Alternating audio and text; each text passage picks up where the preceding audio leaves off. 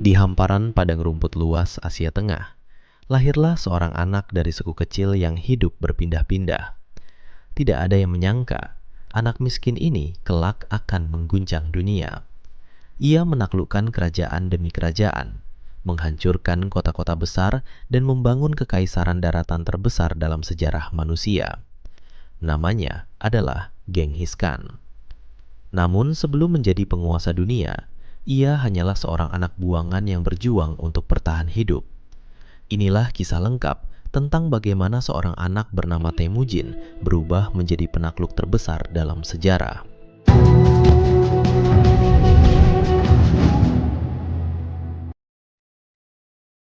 Sekitar tahun 1162, di wilayah padang rumput Mongolia yang keras dan liar, lahirlah seorang bayi laki-laki dari keluarga suku Mongol. Ayahnya bernama Yesugei, seorang kepala suku kecil. Ibunya bernama Huelun. Bayi itu diberi nama Temujin. Nama itu diambil dari seorang panglima musuh yang pernah dikalahkan ayahnya. Sejak kecil, Temujin hidup dalam dunia yang keras. Tidak ada sekolah, tidak ada kota. Yang ada hanya kehidupan nomaden di padang rumput, berburu, menunggang kuda, dan bertahan hidup. Namun tragedi besar terjadi ketika Temujin masih berusia sekitar 9 tahun. Ayahnya diracuni oleh suku Tatar, musuh lama keluarga mereka. Kematian ayahnya mengubah segalanya. Suku mereka meninggalkan keluarga Temujin karena dianggap tidak lagi memiliki pemimpin. Temujin, ibunya, dan saudara-saudaranya ditinggalkan sendirian di padang rumput. Mereka hidup dalam kemiskinan ekstrim. Untuk bertahan hidup, mereka harus memakan akar tanaman, berburu tikus padang rumput, dan memancing ikan kecil. Kehidupan yang sangat keras ini membentuk karakter Temujin sejak kecil. Masa remaja, Temujin masih dipenuhi bahaya. Salah satu suku yang dulu berada di bawah kepemimpinan ayahnya, yaitu Tai Ciut, melihat Temujin sebagai ancaman.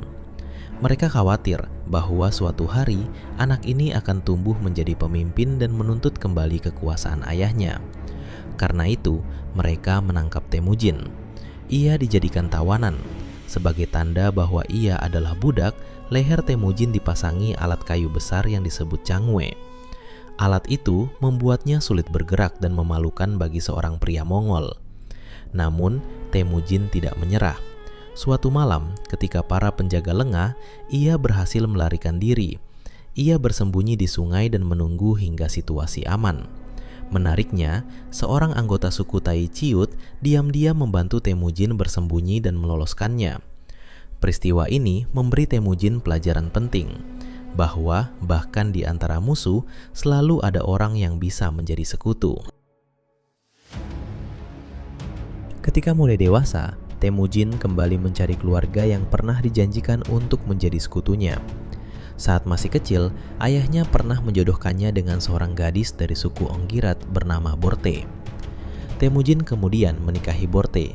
Pernikahan ini bukan hanya hubungan keluarga, tetapi juga aliansi politik penting.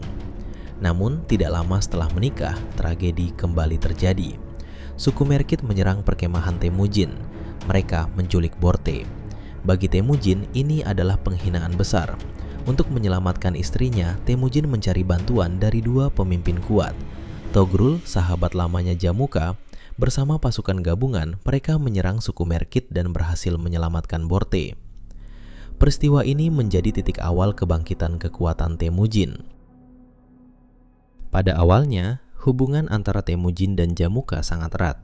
Dalam tradisi Mongol, mereka menjadi anda, yaitu saudara angkat yang memiliki ikatan persaudaraan kuat. Namun, lambat laun perbedaan pandangan muncul. Jamuka berasal dari keluarga bangsawan Mongol. Ia percaya bahwa hanya kaum bangsawan yang pantas memimpin. Sebaliknya, Temujin memiliki ide yang sangat berbeda. Ia mengangkat orang berdasarkan kemampuan dan loyalitas, bukan keturunan. Hal ini menarik banyak pengikut dari kalangan rakyat biasa. Banyak prajurit berbakat bergabung dengan Temujin karena mereka melihat kesempatan untuk naik pangkat. Namun bagi Jamuka, hal ini adalah pelanggaran terhadap tradisi Mongol. Akhirnya, konflik pecah. Jamuka dan Temujin memimpin pasukan masing-masing dalam perang saudara besar di padang rumput Mongolia. Dalam perang melawan Jamuka dan suku-suku lain, Temujin memperkenalkan sistem militer baru yang sangat revolusioner. Ia membagi pasukan dalam sistem desimal, unit 10 orang, unit 100 orang, unit 1000 orang, unit 10.000 orang. Sistem ini membuat pasukan Mongol sangat terorganisir. Selain itu, ia juga menerapkan aturan disiplin yang keras. Jika satu prajurit melarikan diri dari pertempuran, seluruh unitnya bisa dihukum. Namun sebaliknya, keberanian dan prestasi akan dihargai dengan pangkat dan kekayaan. Sistem ini menciptakan loyalitas luar biasa di dalam pasukan Mongol. Setelah bertahun-tahun perang, Temujin akhirnya berhasil mengalahkan Jamuka. Jamuka ditangkap oleh pengikutnya sendiri dan diserahkan kepada Temujin. Namun menariknya, Temujin menawarkan persahabatan kembali kepada Jamuka. Jamuka menolak. Ia meminta agar dieksekusi dengan cara terhormat tanpa menumpahkan darah. Permintaan itu dikabulkan. Dengan kematian Jamuka, hampir semua suku Mongol akhirnya berada di bawah kekuasaan Temujin. Pada tahun 1206, para pemimpin suku Mongol berkumpul dalam majelis besar bernama Kurultai. Dalam pertemuan ini, Temujin dinobatkan sebagai pemimpin seluruh bangsa Mongol. Ia diberi gelar baru, Genghis Khan.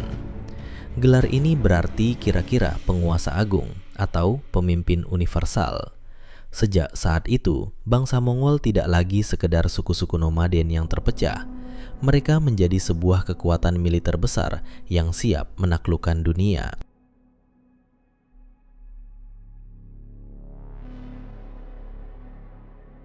Setelah menyatukan bangsa Mongol, Genghis Khan mulai melakukan ekspansi besar-besaran.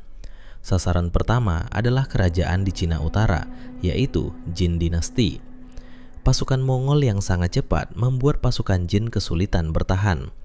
Banyak kota besar berhasil direbut. Namun penaklukan terbesar terjadi ketika Mongol menyerang Khwarezmian Empire di Asia Tengah. Awalnya hubungan mereka damai, namun gubernur kota Otrar membunuh utusan perdagangan Mongol. Bagi Genghis Khan, membunuh utusan adalah pelanggaran besar dalam diplomasi. Ia mengirim pasukan raksasa untuk membalasnya. Kota-kota besar seperti Bukhara, Samarkand jatuh ke tangan Mongol. Penaklukan ini membuat kekaisaran Mongol berkembang sangat luas. Pada tahun 1227, Genghis Khan sedang memimpin perang melawan kerajaan Western Xia. Di tengah kampanye ini, ia meninggal dunia. Penyebab kematiannya masih menjadi misteri hingga sekarang. Beberapa sumber menyebut ia jatuh dari kuda. Ada juga yang mengatakan ia sakit parah. Yang paling misterius adalah tempat makamnya. Menurut legenda Mongol, pasukan yang mengantar jenazahnya membunuh siapapun yang melihat prosesi pemakaman itu. Karena itu, hingga hari ini lokasi makam Genghis Khan masih belum ditemukan.